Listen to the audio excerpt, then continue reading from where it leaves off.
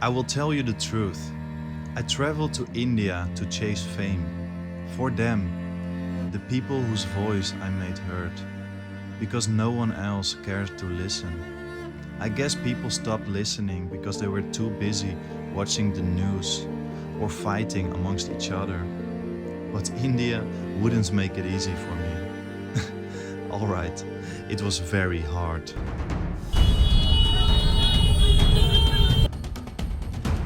No. Let's just say sickness and a lack of personal space proved a very difficult start of my trip. I told you I would be honest, so everything made me somewhat resentful towards India. But I knew where that road would lead me. If I was to transform my experience into something good, there was only one thing I could do.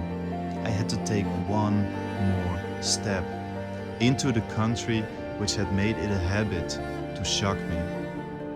But first I had to find a way out of Agra, and it felt like the city wouldn't just let me go. Just when I was sure I would miss my bus, my Indian hero arrived to bring me to the pickup point.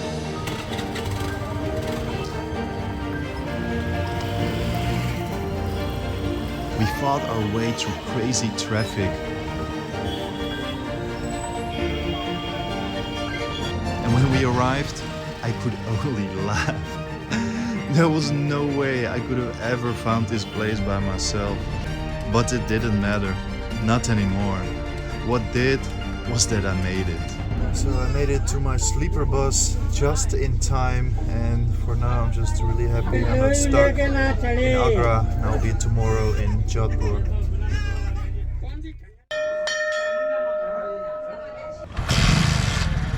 Meet Tarun, my next lifeline. Two things about Tarun. He loves his motor and he loves showing travelers around. Lucky me, right?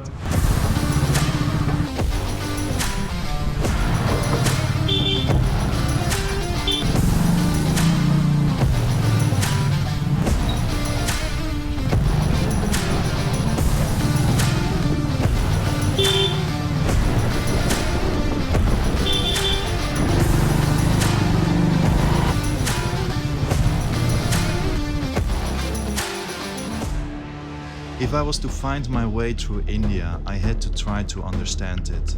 Tarun showed me his home, Jodhpur.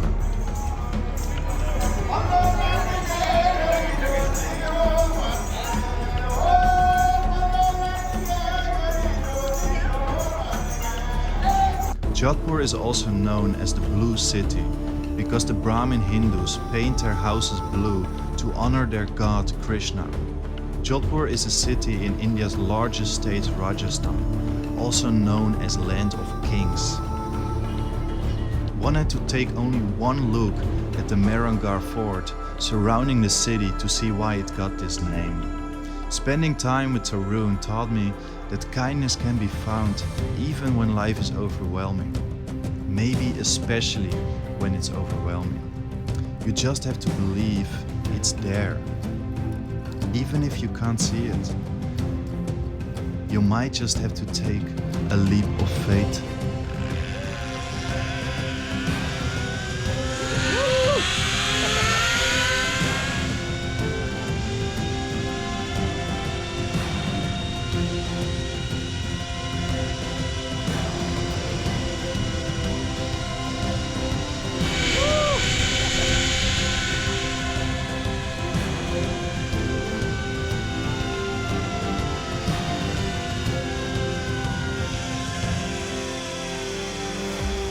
Even though Tarun is a Hindu, he saw how important Christmas was for me.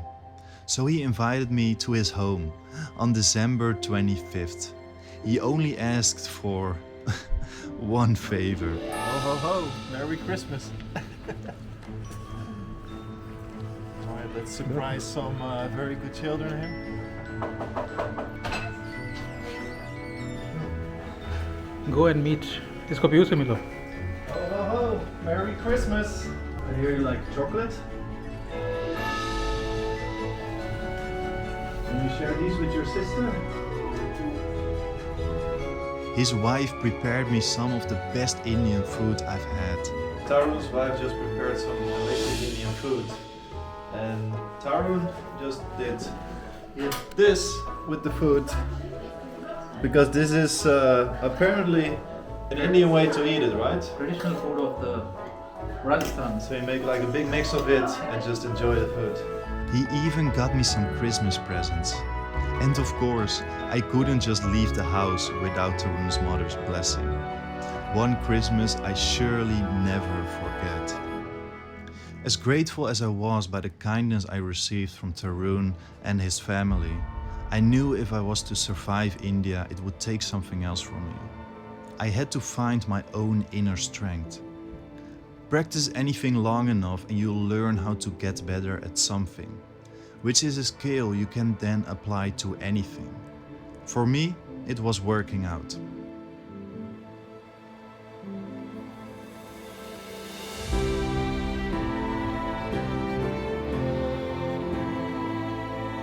The good thing about it is I could do it anywhere without needing anything. Sick and shook for my first weeks in India, I had neglected my routine. Getting back to it, I could feel the strength flowing back into my veins. By now my body got used to the sensation. It felt like I could tap into the strength I felt countless of times before. My humble routine had become a source for inner strength and determination.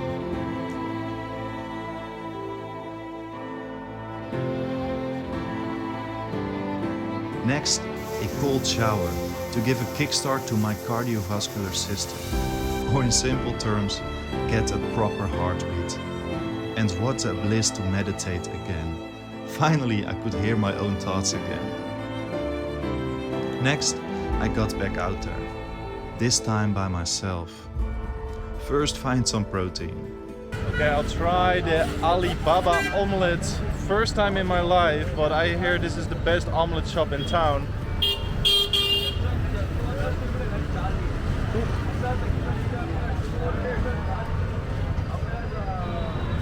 And there's no lie. I knew India had some lessons waiting for me to discover. So there was only one thing I could do. Keep my head up and carry on. If I'd make it the rest of the way, I had to do it myself.